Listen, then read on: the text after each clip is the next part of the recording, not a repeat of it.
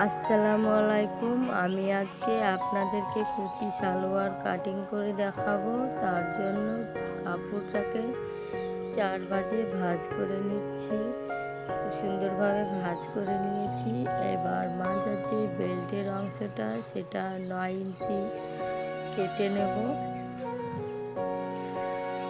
9 ইঞ্চি কেটে নিচ্ছি।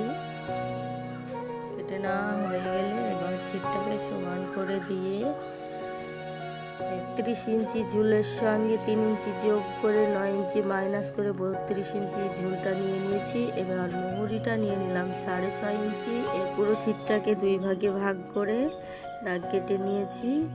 এবার সমানভাবে দাগটাকে মিলিয়ে দিচ্ছি মুহুরির সঙ্গে। খুব সুন্দরভাবে মিলিয়ে দিবেন।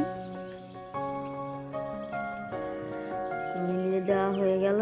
এবার থাইয়ের যে অংশটা সেটাকে আমি একটু রাউন্ড করে দিচ্ছি। খুব সুন্দরভাবে রাউন্ড করা হয়ে গেল।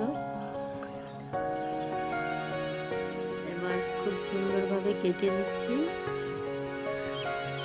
একই নিয়ম ফলো করে আপনারাও কুচিওয়ালা সালোয়ার কাটিং করে নিতে পারেন। এবার 4টে যে কলি বের হবে ওই জায়গাটা রাউন্ড করে কেটে নিলাম। এবার ভাঁজ দেওয়া আছে, ভাঁজটাকে কেটে নিলাম।